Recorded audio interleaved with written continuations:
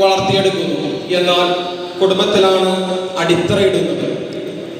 സർവശക്തനായ ദൈവം അപ്പച്ചനെയും അമ്മച്ചിയെയും സമൃദ്ധമായി അനുഗ്രഹിക്കട്ടെ.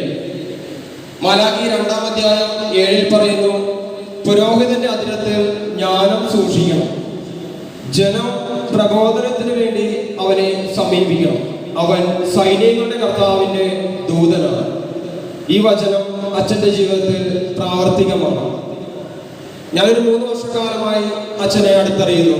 എന്നാൽ അതിൽ കൂടുതൽ ഒത്തിരി ബന്ധമുള്ള, ഒത്തിരി അടുപ്പമുള്ള ഒത്തിരി മക്കൾ ഇവിടെ ഇരിപ്പുണ്ട്. അച്ഛൻ്റെ ഏറ്റവും വലിയ പ്രത്യേകത മറ്റുള്ളവരോടുള്ള അച്ഛൻ്റെ കരുതലാണ്. ഒരിക്കൽ CP അച്ഛനും ഞാനും അച്ഛൻ്റെ കാര്യം പറയുമ്പോൾ CP അച്ഛൻ എന്നോട് പറഞ്ഞു, അച്ഛന് മറ്റുള്ളവരെ പറ്റി കരുതലുണ്ട്, അത് ആ മനുഷ്യനെ ദൈവത്തെ കൂടുതൽ സ്നേഹിക്കുവാൻ പ്രാപ്തനാകും.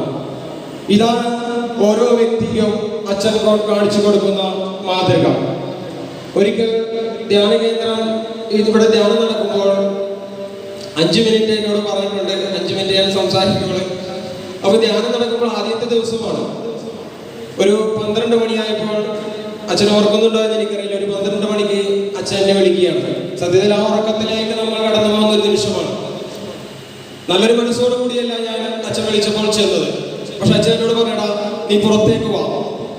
ആരോ ഒരാൾ പുറത്തു വന്ന് നിൽപ്പുണ്ട്. 12 മണിയായി, ഒരു ധ്യാനഗുരു എഴുന്നേറ്റ് വരികയാണ്. ഞാനും അച്ഛനും കൂടി പുറത്തേക്ക് ചെന്നു. ആ വ്യക്തിയെ ഞങ്ങൾ സ്വീകരിച്ചു.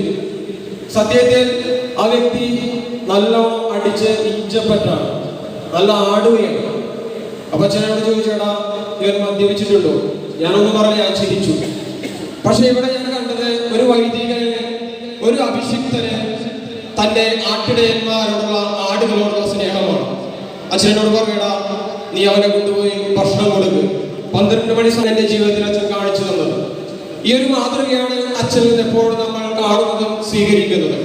ഇത് ദൈവത്തിന്റെ ഒരു ദാനമാണ്, ദൈവത്തിന്റെ ഒരു അനുഗ്രഹമാണ്. അച്ഛൻ ഞങ്ങളെ സ്നേഹിക്കുന്നതിനും ഞങ്ങളെ ശുശ്രൂഷയിലേക്ക് വളർത്തുന്നതിനും കർത്താവായ യേശുക്രിസ്തുവിന്റെ നാമത്തിൽ എല്ലാ ശുശ്രൂഷകരുടെ പേരിലും ഇവിടെ കൂടിയിരിക്കുന്ന എല്ലാ ജനത്തിന്റെ പേരിലും CRCയുടെ പേരിൽ ഞാൻ പ്രാർത്ഥനയും ആശംസകളും അർപ്പിക്കുന്നു. ആമേൻ.